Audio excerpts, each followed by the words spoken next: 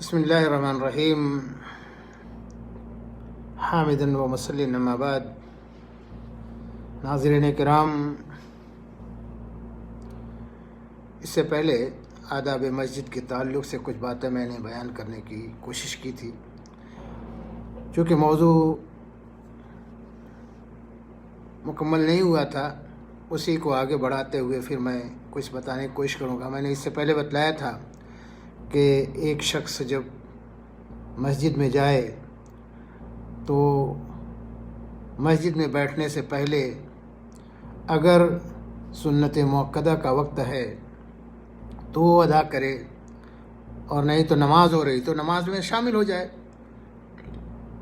اور ایسے وقت میں پہنچا کہ اس وقت کوئی سنت مؤکدہ نہیں ہے، جیسے مغرب سے پہلے یا عصر سے پہلے یا عصر کے بعد، تو عصر سے پہلے کوئی سنت مؤکدہ نہیں ہے، مغرب سے پہلے کوئی سنت مؤکدہ نہیں ہے، تب بھی بیٹھنے سے پہلے 2 رکعت اسے تحیۃ المسجد پڑھ لینا چاہیے.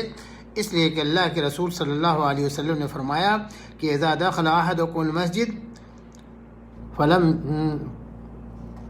فلیرکع رکعتین قبل ان یجلس، کہ جو شخص مسجد میں جائے تو بیٹھنے سے پہلے 2 رکعت وہ نماز پڑھ لے، اس کے بعد وہ بیٹھے. اس لیے دوستو ہمیں اس کا خیال کرنا چاہیے. اور اسی طریقے سے ایک چیز اور میں نے بتلائی تھی کہ مسجد میں جب نماز پڑھنے جائیں تو آپ معطر ہو کر کے جائیں تو زیادہ بہتر ہے. لیکن اگر آپ کے پاس وہ چیز نہیں ہے، لیکن ایسی چیز کھا کر کے نہ جائیں جس کے کھانے کی وجہ سے آپ کے منہ سے بدبو آتی ہو. اس لیے کہ اللہ کے رسول صلی اللہ علیہ وسلم نے فرمایا کہ جس نے پیاز اور لہسن کھائی تو وہ ہماری مسجد میں نہ آئے. غور کیجئے دوستو، اللہ کے رسول صلی اللہ علیہ وسلم نے کہا جب تک اس کے منہ میں وہ بو رہے، اس کا منہ مہکتا ہو، تو اسے اس وقت تک مسجد میں نہیں آنا چاہیے. آپ غور کیجئے دوستو، آج کتنے لوگ ایسے ہیں کہ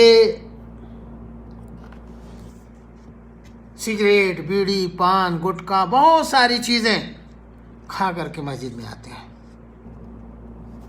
جس کے بغل میں وہ کھڑے ہوتے ہیں انہیں بھی تکلیف پہنچاتے ہیں، اور اگر کچھ نہیں تو فرشتوں کو وہ تکلیف پہنچاتے ہیں.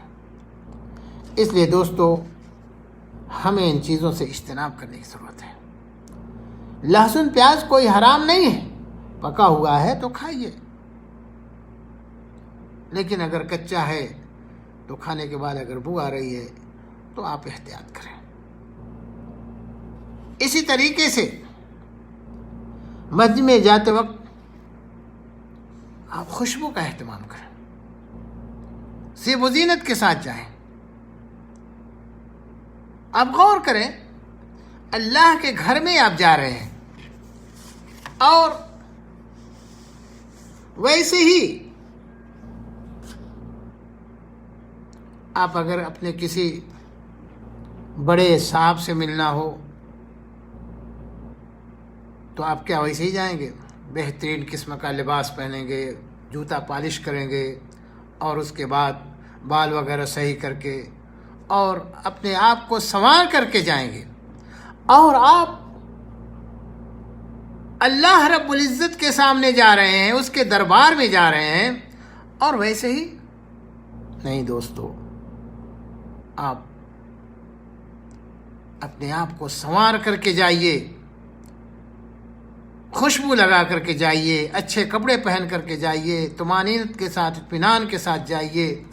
دیکھنے میں لگے کہ باوقار کوئی شخصیت کسی بڑے شخص کے پاس جا رہی ہے. یہ بہت ضروری ہے. لیکن آج عالموں کا بھی حال یہی ہے، بنڈی پہنے، کندھے پہ ایک گمچھا رکھے، تولیہ رکھے اور نماز پڑھنے نکل گئے.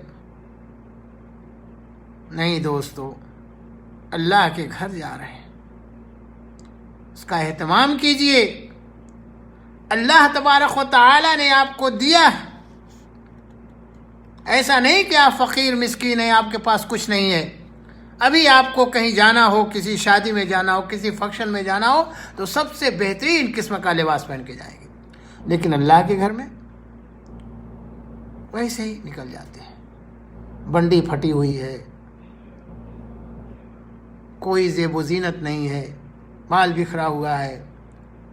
نہیں دوستو، اہتمام کیجئے، اللہ کے گھر میں جا رہے ہیں، کسی ایسے ویسے کے گھر میں نہیں جا رہے ہیں، اللہ کے سامنے کھڑے ہونے کے لیے جا رہے ہیں۔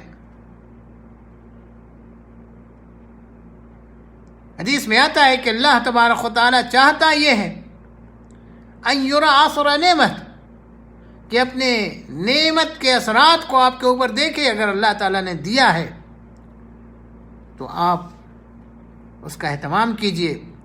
اللہ جمیل یحب الجمال، اللہ جمیل ہے اور جمال کو پسند کرتا ہے۔